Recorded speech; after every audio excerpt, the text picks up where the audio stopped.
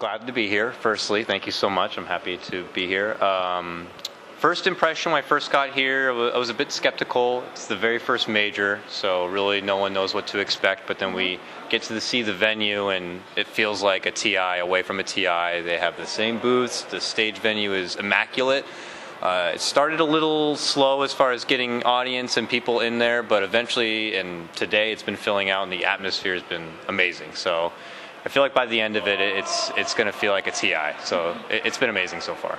Well, I guess having Dota 2 games between Monday and Friday, it's really hard for audience to reach every day. So that's why we are really close to end this event. Who do you think will reach the finals? Ooh, well, we just witnessed, spoiler alert by the way, we just witnessed EG go toe-to-toe with Secret, and it was really hard fought. I honestly wouldn't be surprised if those two teams end up meeting again in the grand final, and it's really hard to say. I feel like EG is one of those teams that can adapt really well. This only puts them in the lower bracket, so I don't know. I guess if I'm supposed to be an unbiased caster in person, but I am also a fan, and I'm going to continue to root for EG, that they'll be able to come out on top. I see. You've been to the international, and you just said it's pretty much the same as feeling, but in terms of venue and actually organizers, because we have ESL also involved here, was there any difference between between TI and this major? I would say, yeah, there's little differences here and there. Because it is taken care of by ESL, they do have a way of doing things themselves, which includes various things from, I also, this comes from me working the ESL New York event, so there's a lot of similarities I've seen between the two of them. They like to also work with a lot of the ESL/Join Dota talent. So they're obviously going to have their own ways of going about. Valve is there to help out, I'm sure, probably budget-wise a bit, but ESL is taking care of a lot of the talent needs and getting things set up and organizing. So even though like the gameplay action and the stage setup and atmosphere feels the same, there definitely is a difference between the organization and how they take care of us backstage. That ESL does things one way and TI does things a little bit different. So yeah, I would say there's a bit of a difference. I see. After this major, we're gonna have the Summit 4 event. Can you give us some insights or previews about the event? This one's gonna be the best one yet. I'm super hyped about this event. I was hyped coming into this event. Before even coming up to the major, I was looking more forward to doing the Summit. For those of you who did not see the Smash Summit, we have this new house set up. Usually we've been doing the Summit out of the BTS house that we've been kind of doing the cast out of, but they have a new event house. It's much bigger. It's almost double in size, and just based on the first impression I saw from the house itself, I already know the event's going to be a lot bigger, and the players are going to enjoy it, and if the players enjoy it, the viewers are going to enjoy it, and it's going to have more of that comfort home feeling where the viewers can feel like they're part of the action and they're just hanging out with some friends enjoying Dota.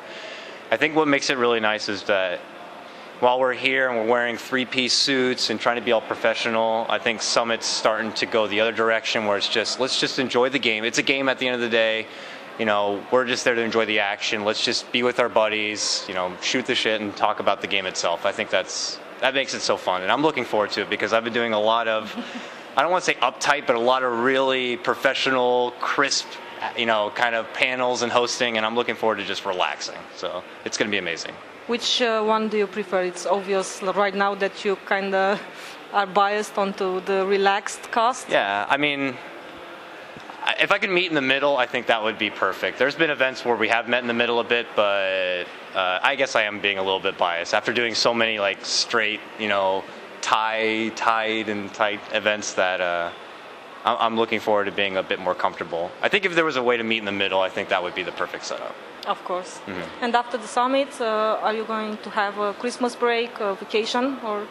There'll definitely be a bit of a break. I have traveled through this past month and a half. It was went out and did, went to New York after just moving to California. So we had to go back to New York, and then we went out to New Orleans for MLG. Then we had to go to Singapore for Nanyang, and then I had to come out here for Frankfurt. So I am overdue to just not travel and go home and stay home. And luckily I get to do that with the summit and then have a Christmas break. And then we'll see what happens by the end of January, early February, when the new major rolls around and when maybe Star Ladder and those kind of events come in. So I am going to have a Christmas break. I am looking forward to it. Okay, now that we covered all the events for this year, let's talk about you as a person. Have you been studying more theater or cinematography? Definitely a lot more theater. When I was really, really little, my mom threw my sister into dance class, and I was also really young, and I'm like, I'll go along with it too. So I did dance training for like 10 years, and then when high school rolled around, I decided to go into drama, and then I did like the high school musicals at the time, and I meshed dance with acting, and I had a blast with that. Continued down that road for a long time, even going all the way out to New York to pursue Broadway, doing various little gigs along the way.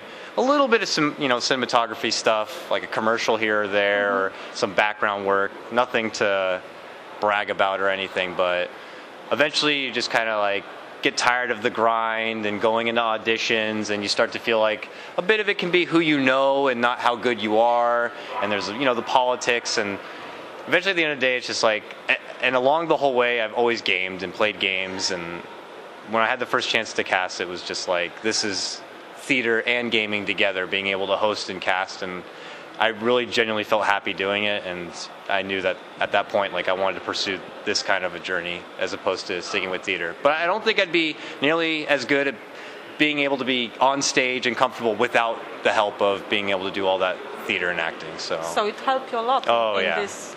Without question, without question. Is there any drama role that you have close to your heart from school, or?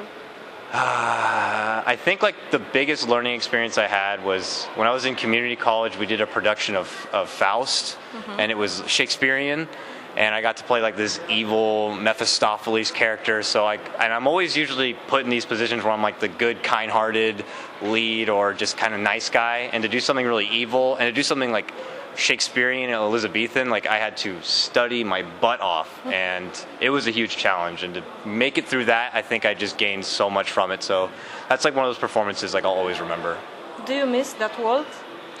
I do miss being able to do that stuff and perform on stage, but as I said before, the journey to get there is just so difficult, and I don't want to have to go through all of that work and kind of heartbreak each day to maybe hope I get the opportunity to do that. Whereas here, it's like I get to be up on stage, and it's a part of a game I love, and I just feel like I get the best of both worlds at that point. So a little bit, part of me misses it, probably because I dedicated so much of my life to it, but overall, I'm very happy with where I am right now.